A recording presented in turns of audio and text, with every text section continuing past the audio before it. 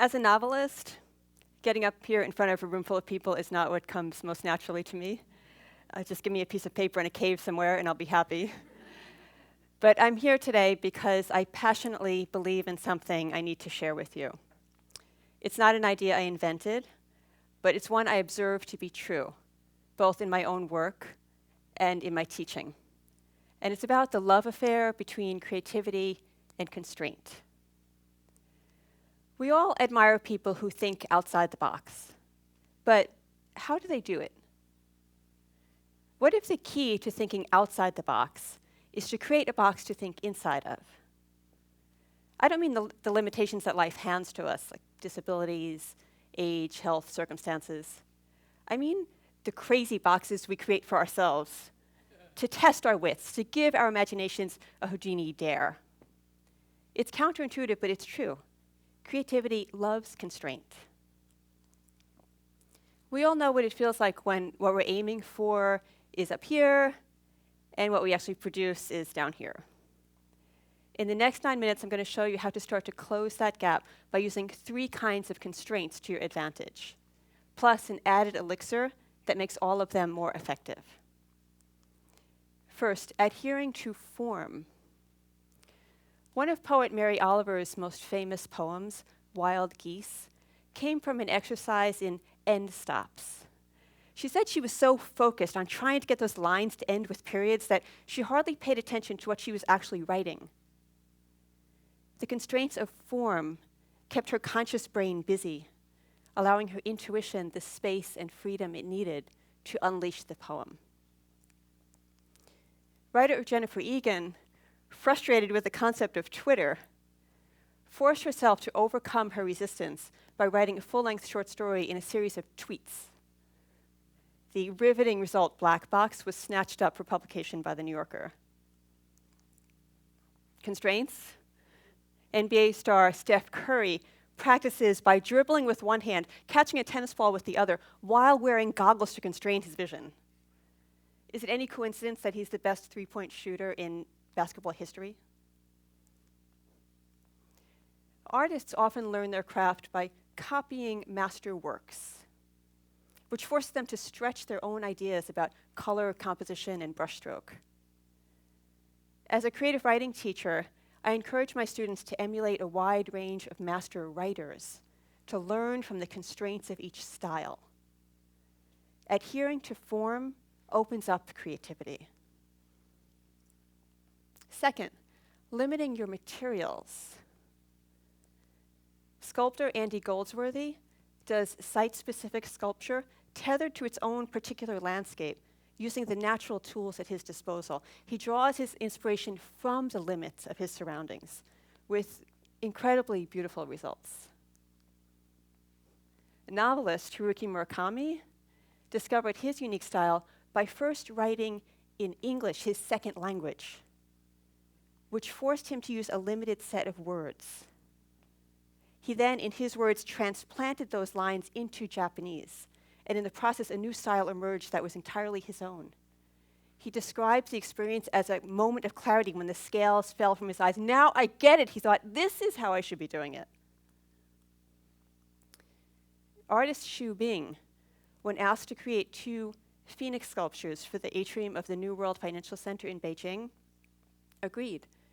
But when he visited the site of the luxury towers and saw the dismal working conditions of the migrant laborers who were building them, he was so dismayed that he decided to build the sculptures out of the workers' battered tools. These elegant, gargantuan birds are made of shovels, hard hats, jackhammers, and drills. The developers got a little nervous about the message these sculptures could send, and they asked Xu if he would consider covering them with crystals. He said, no way.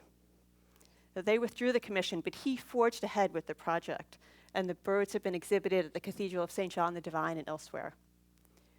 While limiting his materials made these sculptures much harder to build, it also made them infinitely more compelling, both aesthetically and symbolically.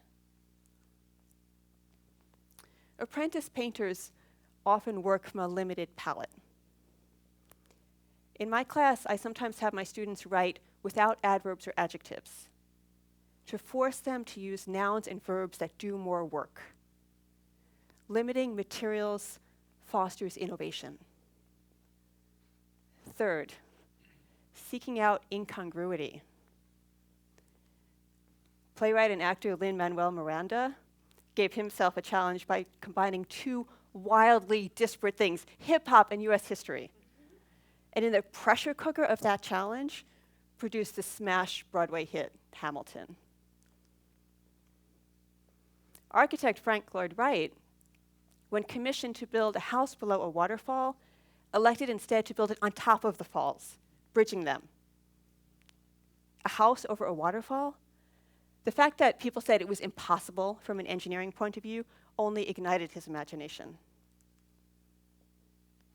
Shakespeare composed in the straitjacket of iambic pentameter, which, yes, was the style of his time, but he went on to give his characters impossibly constraining circumstances, such as falling in love with someone from a warring family. If the love between Romeo and Juliet had not been forbidden, we would be deprived of their great ingenuity in finding each other. Even Shakespeare's phrasing was full of delicious incongruities. He loved to put together opposite words: cold fire, sweet sorrow, horrible pleasure. Incongruities? How about pickles and popcorn? Edible cutlery? The possibilities are endless. I sometimes have students pick random things from a prompt jar, cows and Grand Central Station, put them together and write for 60 seconds. Which leads me to the secret elixir, time constraints.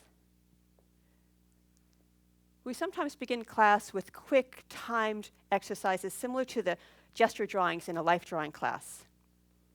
And even for longer pieces, I encourage my students to imagine they're working from a model who might get up and leave the room at any moment. They must work the whole canvas at once, getting down the broad stroke, the movement, relating one color to another across distances.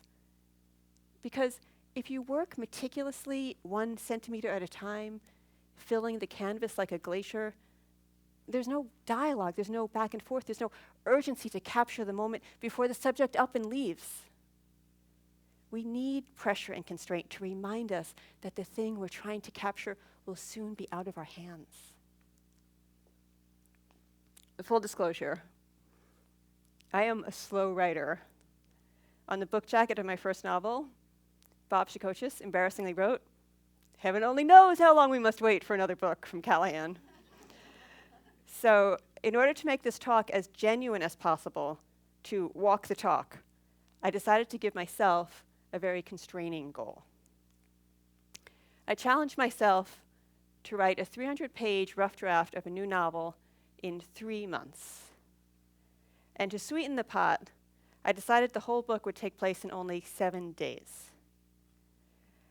This forced me to work in a new style, beginning with a 20-page broad stroke of the whole book, like an underpainting, and filling in random sections as they came to me, one day working on the beginning, the next in the middle, on the ending, all over, allowing disparate scenes to converse with each other across the scope of many pages. It was very unnatural for me and disconcerting, but it worked. I finished a first draft, and I'm ready to begin revising with the goal of finishing that revision by the end of the year. So, first book, 10 years. This book, 1 year. You see, the truth is, I'm secretly giving this talk because I'm the one that needs to hear it. So, how can you use this idea of constraints for yourself? Let's say you tend to draw faintly in pencil. Force yourself to use a Sharpie for a week. If you're a long-distance runner, try sprinting. Even if you go back to your old style, you'll be stronger. If you're a writer, let your characters reveal their incongruities to you. Maybe the janitor is a secret ballroom dancer. Maybe the pediatrician can't stand the sound of crying babies. Let's say you're struggling in a relationship. conversations that go in circles? What if you limit yourself to 10 words? Write them on a napkin. Pass them across the table. Your partner has to use 5 of those words, add 5 of their own, pass them back to you, and so forth until you arrive somewhere. What if what you were hoping to achieve creatively is up here and what you've produced is down here? Or what if your very life hasn't turned out as you hoped? What if you put yourself in one corner of the napkin where you are now, and in the other corner where you'd like to be? Make 5 points in between. Label them. Connect the dots. You have 5 minutes. Go. We are temporal beings, here for a fixed period of time with only 5 senses to grasp truth and experience love and express ourselves. What if limitations aren't just a nuisance? What if they're essential? What if we're meant to put boxes around ourselves so we can push against them?